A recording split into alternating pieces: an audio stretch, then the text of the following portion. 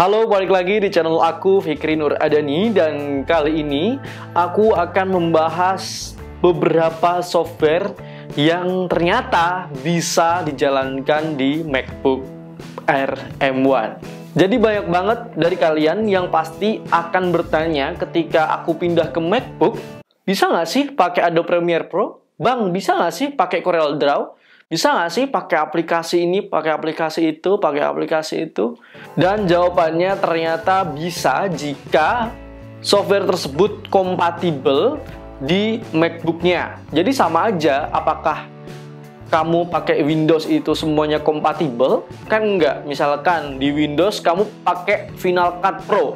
Nggak bakal bisa karena Final Cut Pro diluncurkan hanya khusus untuk MacBook. Jadi menurut aku nggak ada perbedaan yang sangat signifikan. Tapi buat kamu yang gamer, nah itu permasalahan yang besar. Karena banyak aplikasi atau software game yang nggak bisa diinstal di MacBook. Dan kalau kamu gamer, udahlah nggak usah lirik MacBook sebagai sebagai tools gaming kamu. Nggak bisa. Mendingan kamu ke Windows, bisa di-crack dengan mudah dan bisa di-up bagian RAM atau di-up bagian apapun lah, di-upgrade semau kamu.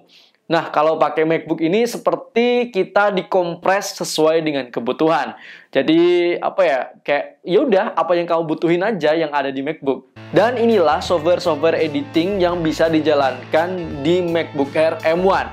Yang pertama, aku menggunakan Adobe Premiere Pro 2020. Yang tentunya bisa kalian download dari situs resminya, ataupun kalau kamu mau nge-crack itu kamu bisa pergi ke MacBook Store. Jadi bukan Apple Store ya, bukan iBox ya, tapi MacBook Store.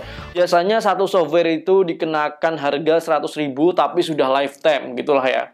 Dan kamu juga bisa langganan langsung di Adobe Creative Cloud-nya. Di situs resminya itu ya, seharga yang student pack itu sekitar 300 ribuan per bulan. Dan ada juga yang lain juga, kamu bisa cari-cari sendirilah itu di Adobe websitenya. Terus yang utama dan paling terpenting, biasanya kalau sudah pakai MacBook itu aplikasinya adalah Final Cut Pro. Final Cut Pro ini bisa kamu download secara berbayar, ya, seharga 4.999.000 kalau nggak salah ya, di App Store-nya MacBook. Jadi dia langsung langganan seumur hidup seharga 5 jutaan di App. Bentar bro, ini ada aplikasi namanya iMovie, gua lupa nyebutin.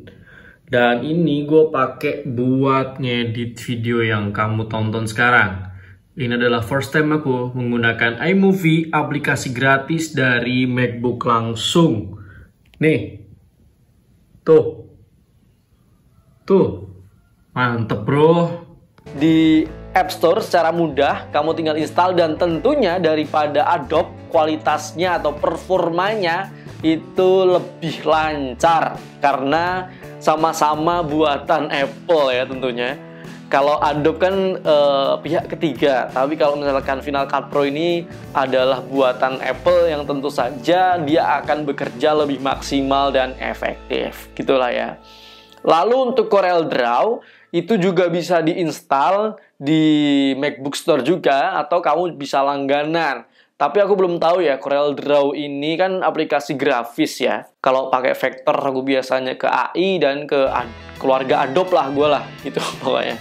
Jadi itu ya beberapa software yang bisa digunakan dan gimana ngedapetinnya udah aku jelasin tadi. Yang pertama secara resmi atau berlangganan di websitenya langsung, atau yang kedua yang aku tidak rekomendasikan tapi bisa adalah ke MacBook Store-nya MacBook gitu ya, MacBook Store-nya Apple. Tapi itu bukan di Apple Store ya. Ingat, beda ya Apple Store sama MacBook Store. MacBook Store itu adalah yang jualan MacBook, tetapi ya biasanya jualan-jualan MacBook bekas atau MacBook baru, cuman dia biasanya di luar mall.